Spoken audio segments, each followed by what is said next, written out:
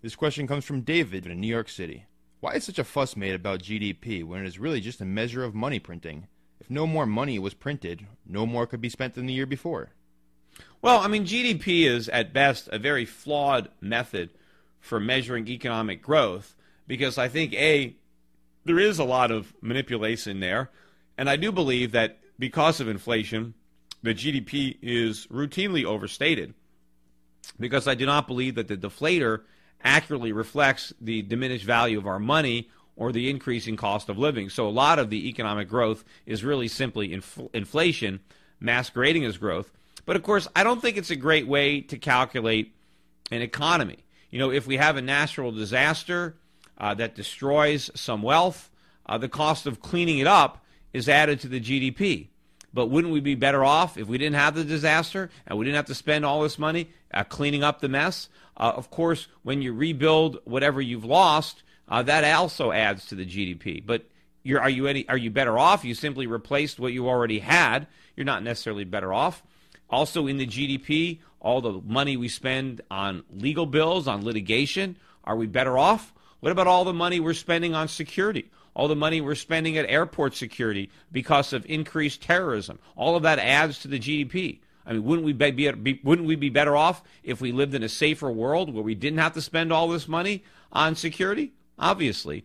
What about there's a lot of money that we spend on things, building prisons. We spend money building prisons. That adds to the GDP. Wouldn't we be better off if we didn't need all these prisons, if maybe we had fewer lawbreakers? So a lot of bad things end up adding to the GDP. And to the extent that we have more leisure, if people decide to work less because they want more leisure, that subtracts from the GDP. I mean, is that really a bad thing?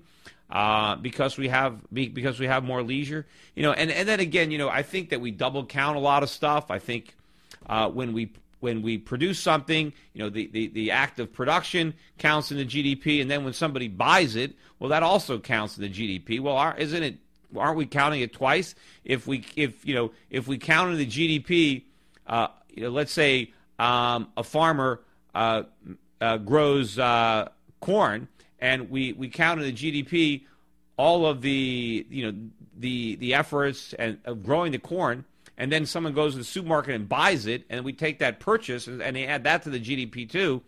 We're basically double counting the production and the consumption of the same good. I think we should only count it one time.